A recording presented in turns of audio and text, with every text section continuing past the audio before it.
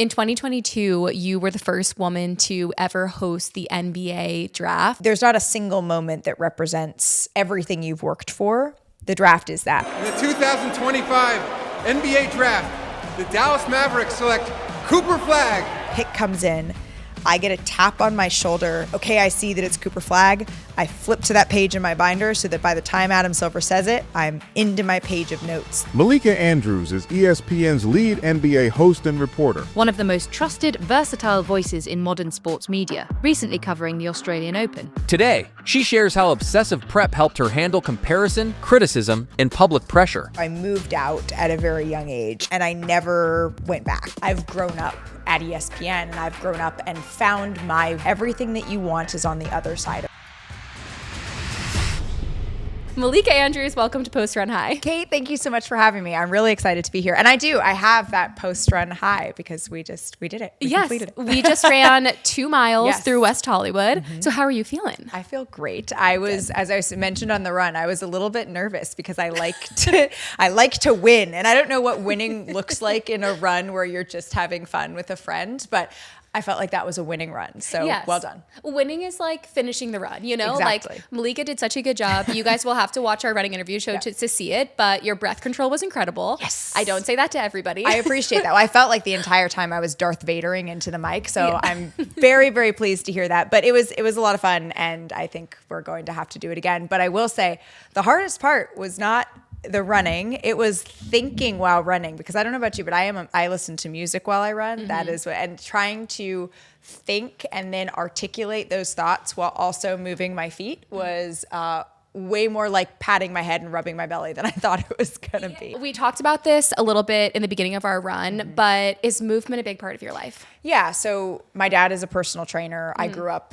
playing a little bit of everything, being not particularly good at one thing, but always being an athletic person, right? And so for me, I fully subscribe to the movement is medicine. And not just, as I've gotten older, yes, it's physically, but for me, it's mentally. So it's funny. I do not think that I spoke more clearly as we ran, but I always think that I do my best runs. I do my best exercise when I have a problem that I am trying to solve, because it allows me to reshift the Rubik's Cube in my own head and look for different solutions or replay a conversation or look at something from a different angle. I feel like I always do that best and I always do that most considerably when I'm running. And then that also distracts me from the pounding the pavement that I'm doing at the same time. So for me, I try to move in some way, shape, or form every day. And I try to have that be more conventional exercise, whether that be in the gym or a solid core class 5 days a week. Mm-hmm. And then the horseback riding and going for walks, my husband calls them old man walks around our neighborhood. Those sorts of things sort of fill in the exercise around that, because I always grew up with, yes, you want to spend your hour at the gym, but what are you doing outside of that? Because if you're sitting the rest of the day, then oftentimes that's really the trap that we fall into, is how the rest of your 24 hours looks outside of the hour you spend getting those curls going and, you know, getting that kind of exercise in. It's so true. And I feel like just by being in LA for such a short period of time, like, you know, we try to come for at least like 4 months out of the year, or 3 months out of the year, and we're going to be here now until February. Yeah. And I do find that I feel like people just live really healthy lifestyles here. Whereas in New York, when it's like freezing in the winter, people do that. Like you just get your 1 hour of movement in, and then it's kind of like, that's it. Yes, I agree with you. And do you think you get more steps when you're in Los Angeles, or do you think I found myself getting more steps when I lived in New York City? Yeah. I went to New York a couple of weeks ago to interview Jalen Brunson, and I walked from my hotel in the freezing cold to a coffee shop that was a couple of blocks away and back, and I looked at my step counter and it was already 4,000 steps just going to get a coffee and coming back. And that happenstance, I feel like in New York, it just pops up on you. In Los Angeles, I have to plan for my movement maybe a little bit more because we're a commuter city as opposed to a walk, get on the subway, see what pops up. It's New York, I feel like, is a little bit more of a character, and Los Angeles is a little bit of the background at times. It's true. Where do you prefer living, New York or LA? This is like asking me what my favorite child is. For a long time, I would have said New York City. I think pound for pound, the city has always felt like, and maybe because we talked about this a little bit on the run, I grew up on Sex and the City. I grew up with New York being synonymous with me for success, and specifically fashionable, successful women. I feel like that was like walking down the street in New York City in a pair of Manolo Blahniks that you bought yourself and you can pay off your credit card, darn it. Like that to me was synonymous with success. And so moving to New York was a dream for me as someone, I think, because I grew up in California, I was able to romanticize New York City in that way. But now that I've been in LA for, oh my gosh, it's already been 5 years, and I've built a life in LA, I would miss the life that I built here. Versus when I first moved here, all I wanted to do was move back to New York City. But don't tempt me with a good time. If you say I could be back in New York City, I wouldn't mind that. I would not mind that. Do you have a preference? Because you said 4 months out of the year. That's pretty awesome that you get to do that. Yeah, we try to. I mean, it's going to change a little bit, I'm sure, once like we're currently pregnant. I'm due in June. And like, I think that might change things as our daughter gets older and whatnot. But did you always want to know you wanted to find out if it was what the gender is? Boy, yeah. Oh my God, yeah. Okay. I'm so impatient with I'm impatient too, and I've always wondered that in the future, if having kids is something that because my parents found out with my sister, my younger sister, they were a surprise with me. They wanted to be able to talk to me in concrete terms about you're having a little sister, so a 2-year-old can envision what that is, but they had the discipline that I don't know that I would have to not find out with me. I feel like now that I know that I'm having a girl, I could make the next one a surprise. Because I just feel like I don't know, I can't speak for every girl, but personally for myself, like I have always wanted a daughter. Yeah. So now that I've checked, like hopefully, knock on wood, now that I almost have checked that off the list, I'm like, okay, like I think I could maybe wait a little bit longer. Has your running changed? It has. Like I'm a lot breathier on runs than I normally am. Like, you know, prior to when I'm not pregnant, I like my VO2 max is like at a professional level in the sense that like I can hold a conversation with anybody at whatever pace they want to hold and not be breathy while interviewing somebody. And that's just because I've gotten so many reps in doing it. Like everybody, one of my most common comments is like, how is she not out of breath while interviewing? And it's like when you do something over and over again, like you get good at it, you know, but now it's totally different. So I've had to train harder to be able to keep my like VO2 max up, which is, I think it's called VO2 max, right? Something like that. We're going to call it VO2 max on this which podcast. is amazing that no one is going to say that about me. They're going to be like, no, you were good. But on that one, you said, you know, it's nice that you have to be in LA for a few months out of the year. Yeah. Like we really have to, because with the running interview show, it's just too cold in New York. Like I think it's currently snowing in New York City. You've done snow runs. So I've seen snow in like the background. Yes. We have. It's just just harder. Like it's harder to book talent. Yeah. And it's also fun to be able to come to the West Coast and collaborate with some of the people that are here that don't get to New York as often. Yeah. I don't know. But going back to New York now is always something that I look forward to. So whenever I go to New York, I'm going to New York here in a week and a half. It always is an exhale when I'm in New York City. For me, it always feels like, oh yeah, this is the place. This represented goals to me. This represented success to me. This represented when I had my first New York City apartment, even though it was a tiny, tiny studio with a kitchen that folded into the closet. To me, it was my own slice of something that I'd been working towards. And I think that, you know, you asked me for quotes on the run, and one of them that I'm trying to recognize in real time is comparison is the thief of joy, and remember the universe is conspiring in your favor, right? We are incredibly lucky. I am incredibly lucky. And I think that for me, when I am in New York, sometimes goals, as you're moving so fast through the world, sometimes you can't touch them. Sometimes you can't feel them. Sometimes they feel like things that are perpetually dangling in front of you. And it's hard to recognize that where you are now is where you wished you were 2 or 3 years ago.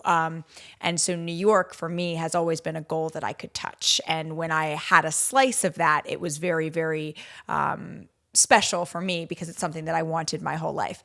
And now that I've lived it and done it and come out to Los Angeles, I love living here. The weather is always beautiful. One of my favorite hobbies in the world is horseback riding. It's something that I told myself I couldn't do when I lived in New York because it just wasn't feasible. New York is incredibly expensive, all of these different things. But I think it's nice when you can have goals that you can hold because sometimes it's easier to remind yourself of when you meet them than the thing that's kind of always nebulous in the future that you're constantly chasing. Mm-hmm. I find it so interesting that comparison is a thief of joy is a quote that somebody like yourself is even thinking about, because you have achieved so much success in your career and you're widely considered one of the best hosts at ESPN for the NBA.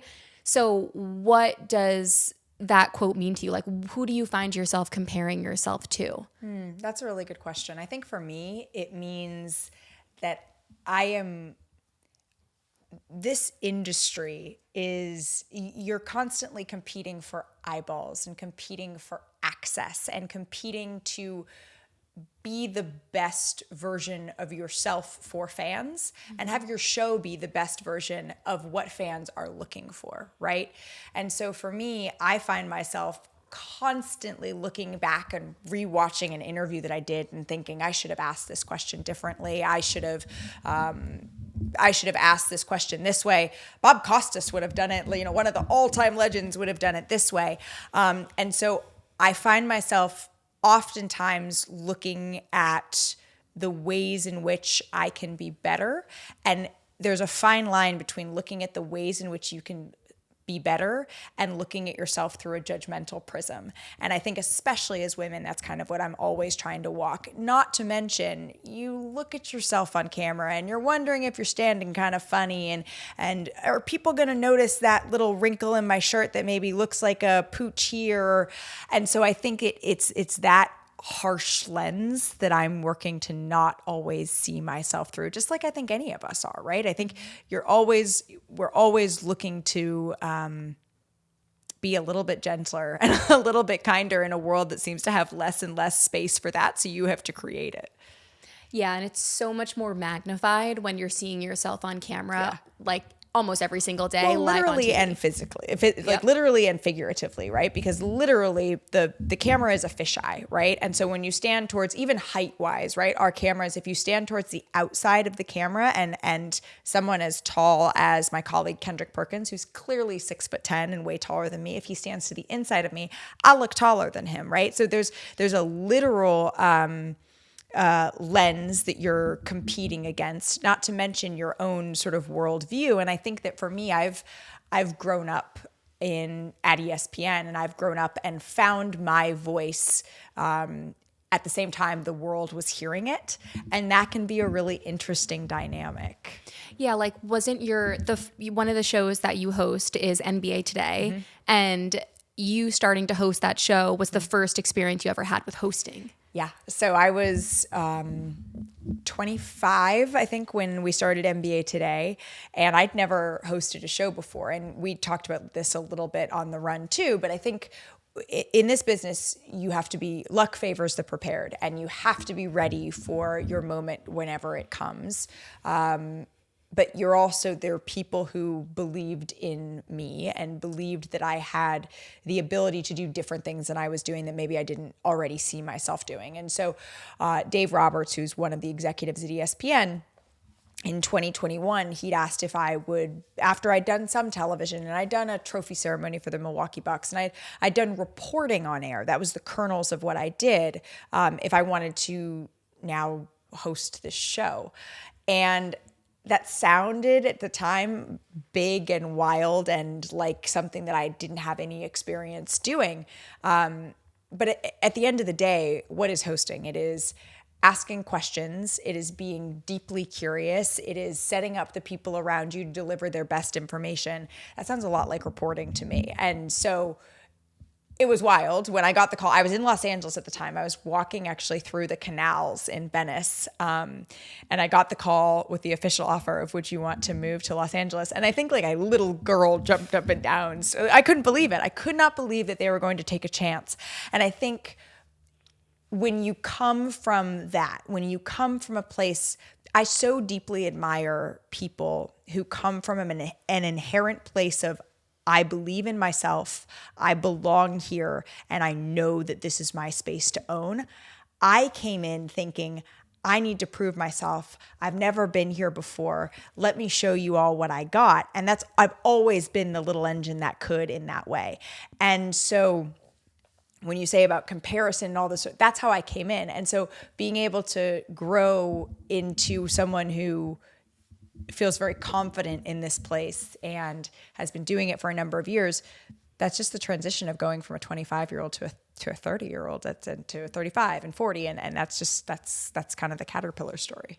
Right. It is so wild too that opportunity came to you at 25, you know, because you'd think that something like that would come to somebody at 30, right? Because that is so young. 25, it's like you think about, everybody turns 25 and they're like, my prefrontal cortex is developing, right? Yeah, I can rent a car. Yeah, exactly. Like you are still so young. So it's why I can't even imagine being thrown into something at that age. I've always been a little bit of an old soul. I've always been a little bit of an old soul. And I've always been so, even since college, when I decided I wanted to do something, I want to do it well.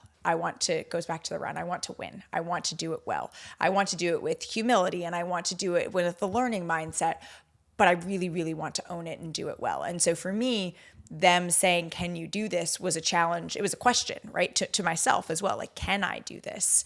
When I think about being 25, yes, I was pretty young to be offered this show, but at the same time, and it's taking me longer than it should to be able to say this with my chest, because that's how we're conditioned. I was and am good at what I do. Mm-hmm. I wasn't perfect. I had a lot to learn. I had a lot of reps to get, because just like you're talking at the level of a marathon runner at the same time, you can only do it once you've done it. But I have so many young people now ask me, how did you, how can I? And I think the answer is to have unwavering belief in yourself that is matched with an unwavering work ethic that you're going to put in the reps, because ultimately you can't cheat work. And that's sort of what it comes down to. Now, I went into that with saying that with all the vibrato in the world and still had a whole lot to learn, but I think that that's ultimately what it came down to. What would you say was the biggest learning curve for you? Because I know you came from writing, right? Mm-hmm. You were a writer. When you were living in New York City, you were working at the New York Times. So what was it like going from being a writer to then being on camera? And I know you were doing reporting, and you were saying you were working in the Midwest for a little, but then, hosting. So writing to on camera. I think it was, people know what you look like. It's not just what you say, it's how you say it, right? And so I think that was, when you're writing, I had all the time in the world to go over and to make I'm a perfectionist, right? And there's so many quotes and people who say like, why be perfect when you can just be you? Being me is trying to be perfect, almost sometimes to my detriment, right? It can get rigid at sometimes, and that's where the comparisons come in. But being a writer, I was able to go back over drafts and make sure every word is exactly the way that I wanted it to be. And how does this sound? And confer with someone else and have a second set of eyeballs. Television is your first draft on air. Here you go. And so learning that it didn't have to be my first draft, that there were steps that I could take off camera to make sure that I had honed whatever I was going to say on camera. But then also having a face to your work was something that was different for me. Having people come up to you and say, oh, I watched the show, or that was definitely a learning curve for me, to be able to have a face attached to it and have it be that draft that just kind of goes out to the world. Yeah, because writing is one thing where it's your voice, but having your voice live on camera is a completely other voice, that you're sharing with people, and it is really raw. And we've interviewed a lot of actors, ones that do both on-screen work and, live theater work. Yeah. And a lot of them say, like, we love live theater because it's the beauty of just like what happens live on stage is what happens, and you kind of have to roll with it. Yeah. So what is it like for you when you're in moments where maybe you ask the wrong question, or not even the wrong question, but a question where you're like, I could have delivered that better?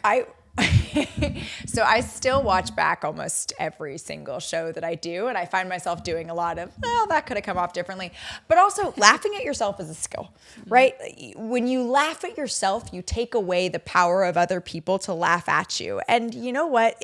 We all make, whether it's a mistake or just say something silly or do something that we wish we maybe said differently. The other day I said something on camera about a chicken and a dry rub, and my colleague Kendrick Perkins looked at me like, huh, what did you just say? And I was total double entendre that I didn't even realize in the moment. But you know what? The double entendre was even funnier than what I was initially trying to say. And so I think that laughing at myself is only a skill that I've gotten as I've gotten older, because I think that it's really easy when you feel like your work is fragile, when you feel like you are getting a shot but you haven't nailed it yet, that you're not allowed to make mistakes. And there was, and mistakes can be anything from big to little, right? But for me, it was anything less than perfect was a mark against my credibility, and ultimately could be used as a reason that I'm not good enough in my own head and other people's. That's the icky, ugly weight of perfectionism. And so once I got a year, there's a player the other day who said that he was a guy who's not got much playing time for the Los Angeles Lakers. Adu Thero is his name. And he got run in a Boston Celtics game. And he made a mistake. And he looked over at his coach thinking that after his first mistake, they were going to yank him. He's like, nope, you're short leashed to the bench. And the first time out, he looked over and JJ Redick didn't call his number to sit down. He let him play through his mistake. And he said that's the first moment that he relaxed in the game. And I think that laughing at yourself has been a evolution for me, because at first it felt like, oh, well, if everybody's laughing at me, then I'm going to get my number called and not going to get the chance to try again. And so now I think that just, it's a skill that you have to have, because fortunately you're not expected to get it right every single time. And it makes for a wicked sense of humor at the end of the day. It's more fun that way. Yeah. And showing your humanity to people. We talked about this on the run, but it's like, you were saying you were nervous to do the run because of wanting to look perfect or a certain way, right? But it's like, that's the beauty of going for a run, is like nobody looks perfect when running, you know? And I think that's also the beauty of like live television and making mistakes and being able to laugh at yourself and, everything that you're saying, because it shows the humanity, and it also makes people love you more. It's like, that's where the real fandom comes from, is 100%. when people relate to one another. And that's what you want people. My job is to talk about something that people love in their living rooms every day. Like, I get to talk about sport. I have the best job in the whole wide world. I have the Monty Williams, I have a get-to job, not a have-to job. I get to do this every single day. And getting to do it, getting to talk about sports, means having a conversation with fans who aren't expecting you necessarily to show up as a perfect person. And also, every person that you're talking to is different. So the way that what you say is going to strike this fan differently than it's going to strike this fan, then it's differently than it's going to strike this fan. And so the more comfortable you get with just playing and you're you no matter what, then if that's not good enough, then that is what it is. I think that's not, your opinion of me is none of my business. Isn't that the phrase? I think it's that. You talked about this on the run, where you always say like journalist first, but when did you become a big sports fan? Sports were a huge part of my life. So my main sports growing up were horseback riding and soccer, but also volleyball, little basketball, skiing. I was a big skier because my dad sort of said, you can do anything as long as you're not sitting here, meaning on my couch. Like, whatever you want to do, as long as you're not sitting on the couch on a Saturday morning, go outside. I grew up in a go outside family. And so that, though, at night, after I'd played my soccer games and gone to my horseback riding competitions, my dad loved to watch the Golden State Warriors. And we were a family that sat down for dinner every night at 7:00 all together at the dinner table. dinner in front of the TV didn't happen unless it was a Golden State Warriors game that my dad really wanted to watch. And so that sort of became our cheat code to have dinner in front of the TV, is if the Warriors were playing a big game that my dad didn't want to record, he wanted to watch live. And so I always was interested in sports, literate in sports, loved to work out. I was boxed for a time. It was always something that I enjoyed, but I never saw that as a career until I got to college. I was sent to boarding school when I was really young, and so I moved out at a very young age. I moved out of my house at 14, and I never went back. And I have a great relationship with my parents, and everything is wonderful there. But for me, that always gave me a sense of I was different, and I didn't always find myself having a place of belonging. And so when I was looking at colleges, first of all, I was choosing a place that had very small class sizes because I was a graduating class of 6 and in high school. And secondly, when you talk about storytelling, I was still trying to figure out mine and how to articulate, because I got so, when people said something as innocuous as, where are you from? Oakland. Oh, where'd you go to high school? Because that's how people want to relate to each other. I had this whole backstory of, well, I went to boarding school in Utah, and and I didn't always want to talk about it. And so when I started writing, for me was always trying to piece together my own story and my own voice and what that looked like and how to articulate that. And that is where my love of writing initially came from, was I was just trying to voice who I was, and even simpler than that, because that's a big question. Who am I? How the heck did I get here? Because I had these years that I was trying to fill in a way that made sense to people and was quote unquote relatable, right? That's what everyone wants to be, is relatable. And I felt like I was deeply unrelatable because I didn't have a high school experience that other people had. And the farther you get away from that, the more chapters of life you have to use to relate to other people. But when I only had, as an 18-year-old, the past 4 years of people going to prom and doing all of these things, I felt like I had no relatability. And so I turned in on myself and my own story and my writing to try to just figure out how to explain to people my why and my who.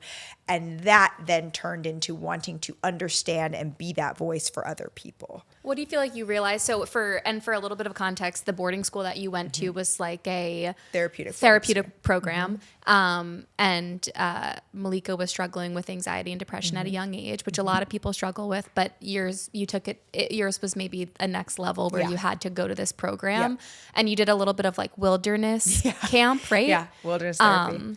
So what would you say coming out of that you realized your why was? I think that's something, honestly, I'm still figuring out. Mm-hmm. But I think that when sometimes what I've realized is when you encourage people to be authentic, if that's something that you're asking or requiring of your friend or your neighbor or your colleague, recognize that when you're asking for authenticity, your authenticity is not the same as theirs. And so for me, I think that I would bristle when people would say, well, tell me about high school, and looking for that to be a point of relatability, when for me it wasn't a point of relatability to people.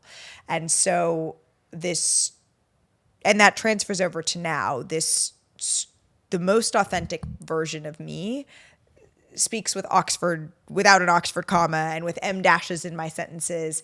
And for some people that feels uppity or forced, but just realize that your version of authenticity is not someone else's. And that is what I think that I have grown to realize was my both pain point and also I think gives me empathy now, because my producers are always telling me to like let loose, be more, real. And I was like, I sit straight. That is what is real to me. And that's okay. Like that there is room for that entire shade and that entire rainbow. And so I think that that's probably what I take away from that most, because my high school reads a little bit more like a novel that is a novelty than it does. I never went to prom. All these things that other people I didn't have. And for a long time, I was embarrassed to be different. In a world where people were saying being different is cool, I felt like my different wasn't cool. And then I think my lesson is, so what if it's not? Mm-hmm.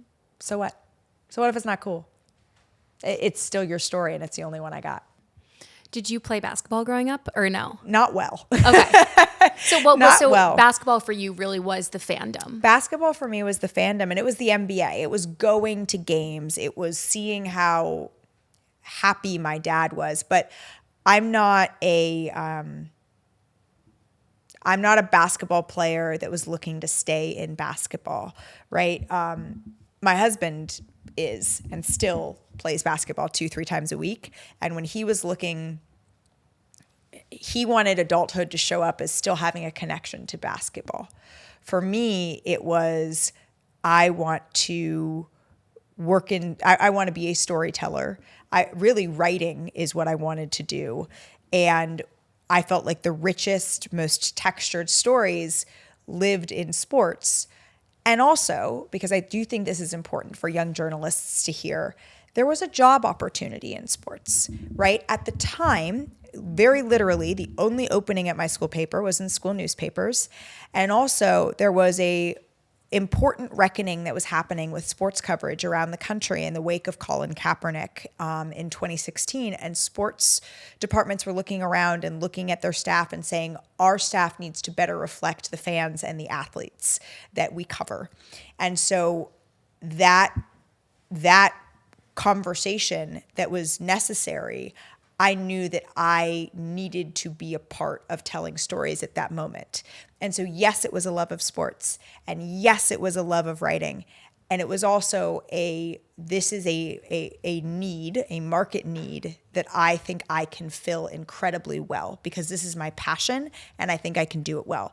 So I think that's important, because this is a very competitive field. And oftentimes you hear, well, just take the job and figure out look around and see what is needed in the industry right now. People always have problems. Be a solution. Be a solution, and be a solution with passion. And if those two things can meet, that's where you get even luckier. But I do think that that's important to know for people who want to get into this, is to look around and see who's hiring, where, why, and why should it be you? And so I was coming up during a time where I really felt the need for our voices to be better heard in the sports industry. Mm-hmm.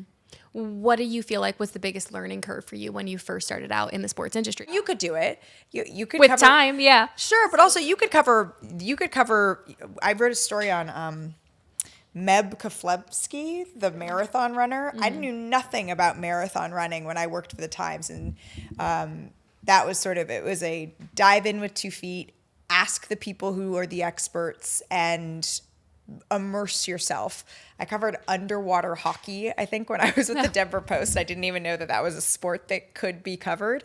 So I think that the hardest part was finding stories and building sources at first, right? Because there are, and that came from people like Adrian Wojnarowski and Mark Spears and Mark Stein saying, this is Malika and you can trust her.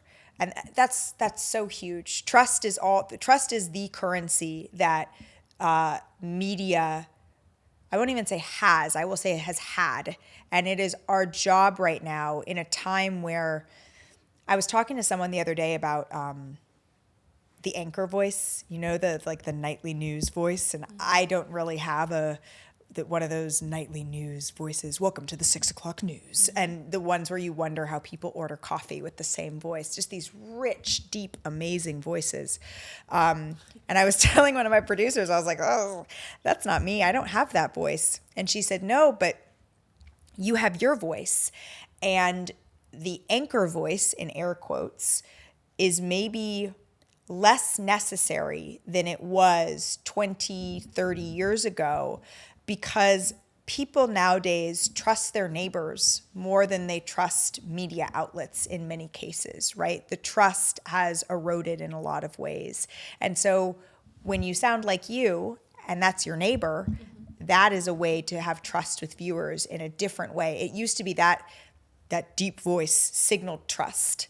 Now, the voice that they know and that the people recognize signals trust. And so I think that building trust is and was the hardest and also most important singular goal in this. And whether that's big, covering the White House, or fun, covering sports and celebrity running interviews, all of it's the same. All of it, ultimately, people want to feel like they know who they're talking to and they can believe what you say. Yes, I have found though that, okay, while I agree, I think the reporter voice. Oh, I love a nightly news voice. The nightly news voice is definitely fading out. But though, I love one. I like it. Oh, I love one. I like it. I like it. But I do have to say, like, I think it's more so now, like as a woman especially, it's like you have to find your strong voice and know how to use it when you're on camera. Well, you have to use that when you're running. It's from your, because you can't talk from up here. You have to talk from your stomach. You can't talk from your head voice. You have to talk from your diaphragm.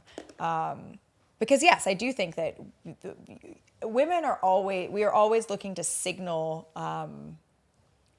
authority, signal that we belong, signal that we belong, and so that goes from how you walk into a room to how you sound in that room, all of these different things. But yeah, I mean, give me a Barbara Walters voice any day. I don't know what Barbara Walters' voice sounds like. I need to listen to it. I'm so bad at remembering. I'm not Matt Friend. I'm not a good impressionist, but she is a fantastic voice. Robin Roberts has an incredible voice. Katie Couric has an amazing voice. Diane Sawyer. Yeah, there's some. Bob Costas. I always think of his voice is great. I actually got to interview Bob on a carpet kind of recently at like a Sports Legends event. I would have. I love Bob. I mean, he's fantastic and has been so kind. And Mike Tirico, great voice. By the way, great voices are still A+. We love a great voice. It's just a different. There's just a different expectation, I think, now, and or maybe even different tolerance for different types of voices. But I do love a nightly news. I do too. I think the media is adapting and changing, and certain things will always stay true and have that nostalgic feel and something that people look for in the news, like the nightly news. But I think it's going to be interesting to see how news outlets continue to change and evolve with kind of media trends and what people are gravitating towards. I think one of the things too that I like talking about with people, and I feel like it really is your career path, is you started out as a writer and then you have now moved into on-screen hosting and live television. And I feel like it's such a testament to, you have to chase the thing that gives you energy and you're passionate about, which for you was writing. I totally just burped. I feel like I have to acknowledge that into the microphone to all of your listeners. But anyways, continue. Yes, you were saying such nice things about me and I was just like, have a coffee. Okay. Like, it's like, I just burped a little bit. It's okay. Things happen after the run. You never know. We never know. We'll edit it out. But it's also like, a testament to, chase your passion, but don't be afraid of the opportunities that come up along the way. And for you, that was being on camera. But I was a little bit, I think the unknown can be scary, right? The unknown can be, you can be a little bit nervous about, and that's okay. And I think for me, that unknown came from, I know that I am a good writer and I love to write. And I felt that writing was hard and respected, and there is a work that goes into the printing the newspaper every day, and I loved being a part of that. And I think I loved being a part of it because I loved the writing piece, and also people didn't expect it of me. For whatever reason, I didn't come in the package that a newspaper reporter often came in. And so that's, I felt, gave me a different credibility. And I worried that even saying out loud, I was afraid to say out loud, I want to be on television, because my critical voice was telling me, oh, you're just another, young lady who wants to be on TV. And by the way, that's not true. By the way, television is incredibly hard. By the way, there are the most beautiful inside and out women who are some of the baddest MFers that I know that work in this business. But that's what I would tell myself, right?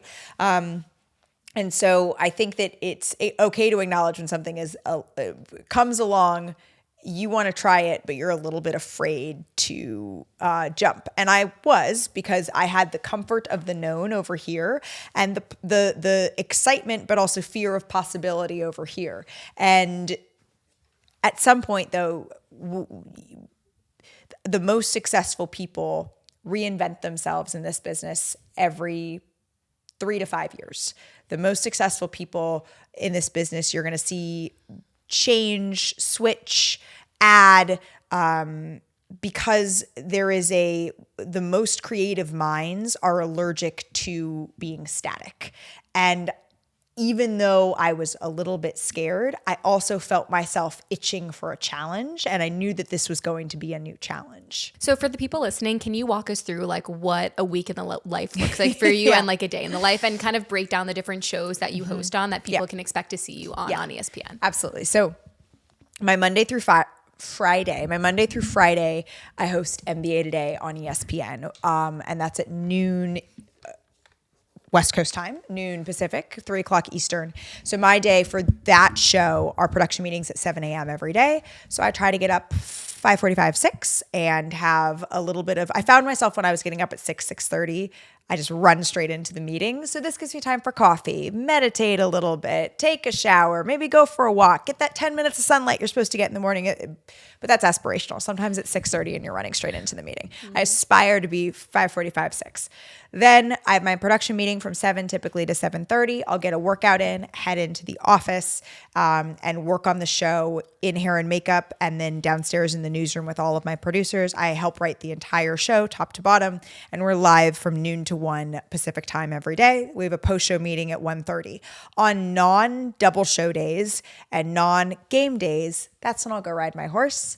It's about 30 minutes from the office, which is super easy. And so I'll go ride Charlie and then try to get home to watch games that start around 4 o'clock Pacific time. On double show days, which is Wednesdays and some Fridays, I will stay in the office, reboot to a second production meeting around 1:30 for my next show, and then dive into writing that show with a different team of producers. And we're live somewhere between 3:30 and 4 o'clock. And I'll be at the office until 9:30 because usually we have 2 games. So you'll do NBA Today, the pregame show, halftime of both the games, a post-game wrap-up, and then I get to head home. Those are the days I don't get up at 5:45 the next morning. That's when I sleep in. No, it's such an impressive schedule that you guys maintain.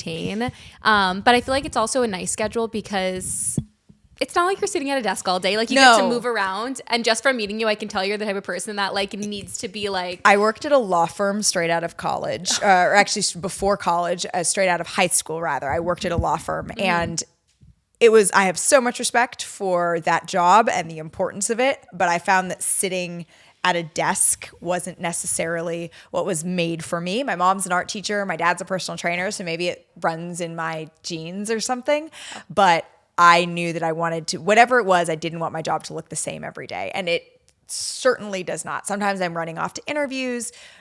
That Delta miles is sitting in a pretty place. I get to use the points to go on a vacation once a year. I wanted a job where there was a little bit of a twist and a surprise, and it kept you guessing and busy.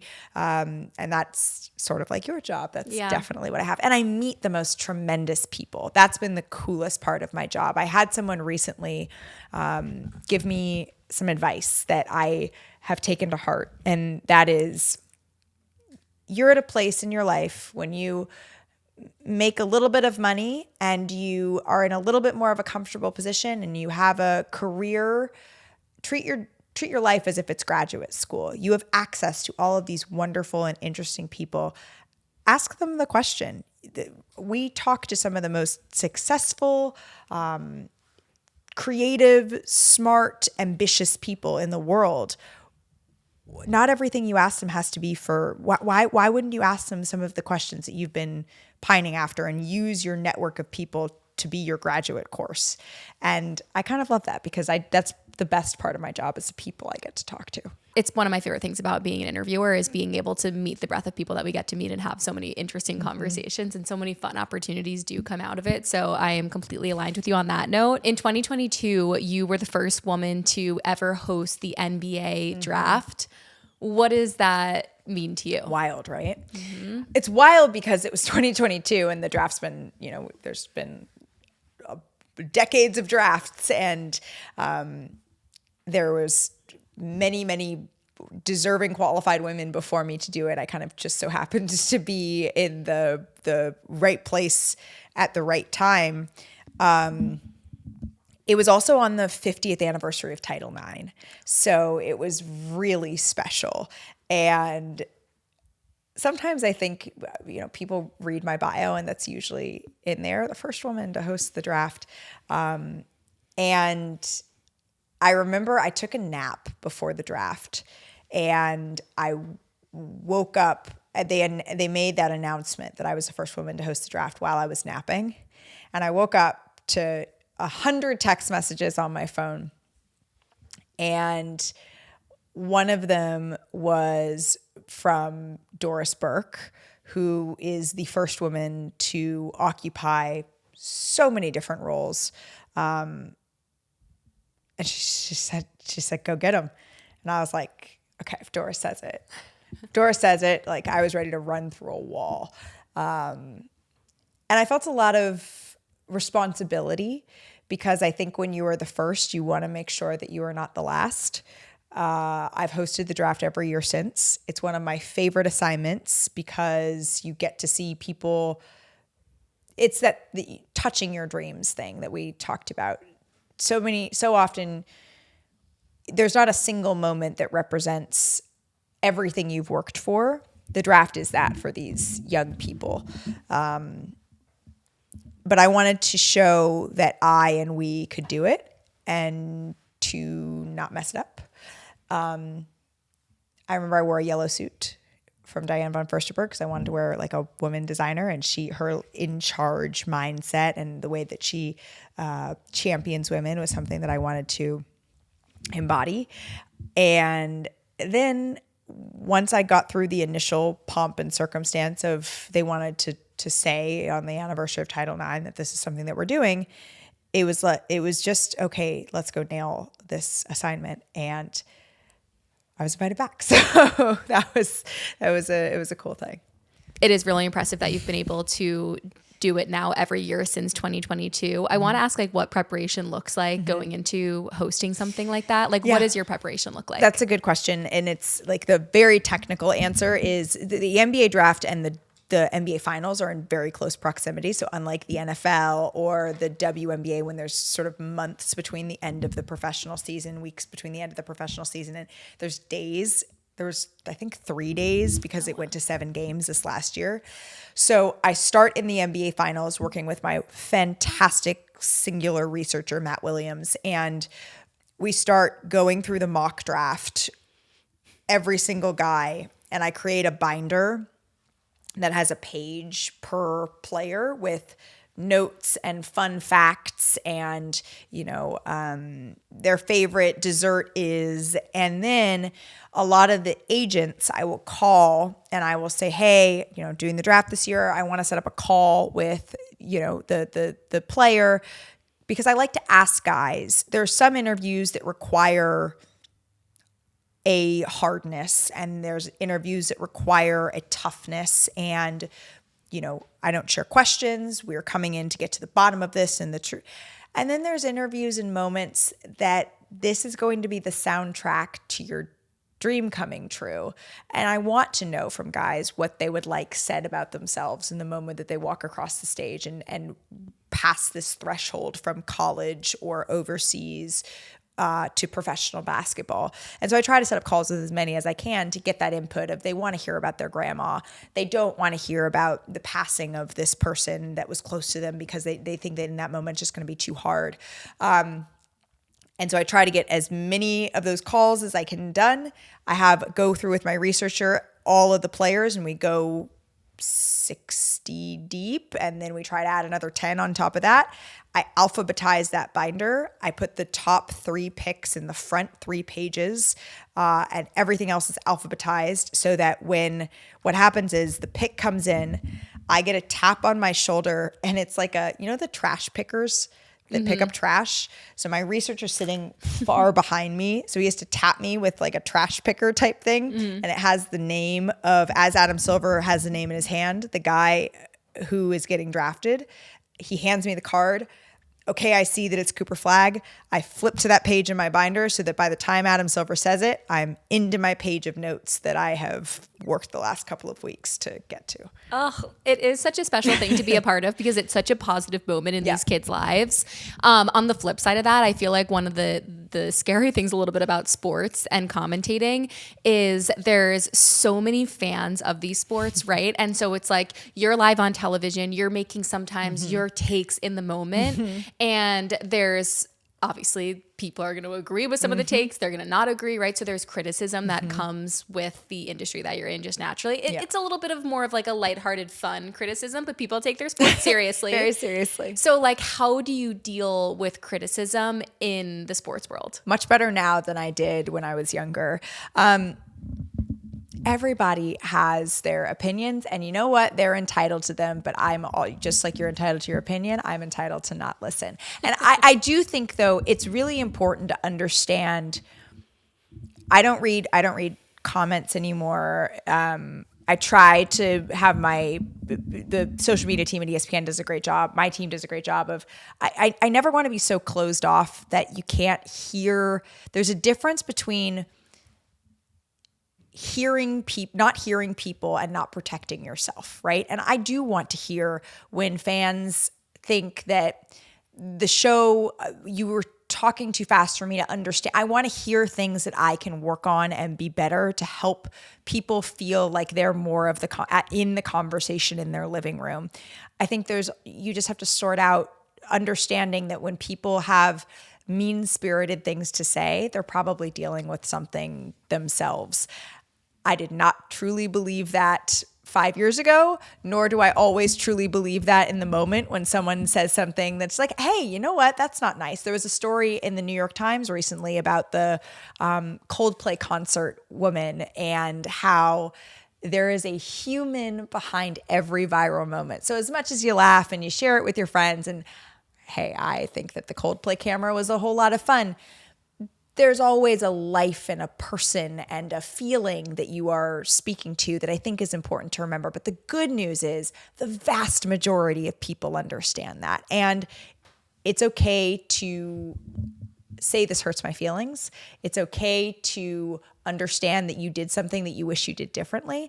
And I think that largely sports fans understand that and never be above saying my bad. My bad. I called Cedric Coward Colin Cowherd, and I felt so terrible. And I called him and I said, I'm so sorry. I messed up. You don't want to mess up. It happens. We're human. I think the important thing is not beating yourself up, but also not regressing to, well, I'm human, it happens, and letting that be the excuse that doesn't make you tell somebody else, hey, I see this and I see how I could be better here. Yeah, and it's also sports. Like, you have to be allowed to have funny opinions in the moment. Luckily, I usually get to set up my colleagues for their funny opinions, and I get to hear them, and I tend to be the person who... That's how I prefer to be too. I tend to be the person that gets to like ask the questions, but I have a deep admiration for the opinionists because it's hard to put yourself out there because there are going to be people who agree and disagree, baby. It's so true. Honestly, it's opinionists are great, but it is hard to be on that side of the camera, and I don't know if that's meant for me. Okay, I have some fun like pop questions for you. So first one, what do you think NBA players care more about than fans realize? What do I think NBA players care more about than fans realize? Their hairlines. They're all like, every guy. I think, that's every guy. Shout out Richard Jefferson. No hairline there. Oh, I feel like I've been making fun of Richard's hairline a lot lately. So like, Richard, we appreciate that you use body wash on your head. We do. Okay, who is the best player to interview? Oh, that's a wonderful question. I've done a couple with him recently. So Victor's at the top of my mind right now, but Steph Curry, also incredible. Anthony Edwards, also incredible for very different reasons. Who is the funniest player off camera? Oh, Josh Hart's low-key very funny, and I feel like people wouldn't expect that. Ant is just as funny, if not funnier, off camera as he is on. So I feel like people would know that he's hilarious. Shout out Josh. Who's the most guarded player to interview? Somebody that's hard to get things out of, but you want to learn more about. I would say I'd love to learn more about LaMelo Ball because young people really love him, and Charlotte's had a couple of hard years, but I find him to be fascinating. Okay, this is probably a question for like one of the opinionists, but who's the best trash talker in the NBA? Oh, in a fun, lighthearted way, guys. no, they're all. I mean, Dylan Brooks has been doing some exceptional trash talking lately, but Draymond Green is always up there. Yeah, I also think in the career that you're now in, where you're interviewing people and having to connect with so many people on an everyday basis, like a new person every day, right? Like you're filming, you have to immediately kind of drop the ego and be there for them. I think going through what you went through, it kind of makes it so that you can connect with anybody. Do you know what I mean? I do, and I think that when you have trials in your life, when you go through something hard, when you have to everything. Another one of my favorite quotes is, "Everything that you want is on the other side of hard." And for me, that has certainly been the truth, and it's also not been a before and after story. It is sometimes the days are still hard because I have loud voices that tell me that you should be critical of this piece of yourself or critical of that piece of yourself. In high school, those voices got too loud, and that's where I had to get help to turn down the volume. But sometimes, the radio, it still turns up a little bit. And so I think that gives me, I hope, a humility and an ability to listen to other people's hard, even if they're a little bit different than mine. Definitely. Well, we could have an entire episode on that. And if you guys want to learn more about that, check out The Squeeze, because you really did go deep on that podcast talking all about your high school experience. But until next time, Malika, thank you so much for coming on our Run and Post Run High. You're amazing. And I can't wait to see you on Good Morning America in 2 weeks. Thank you so much.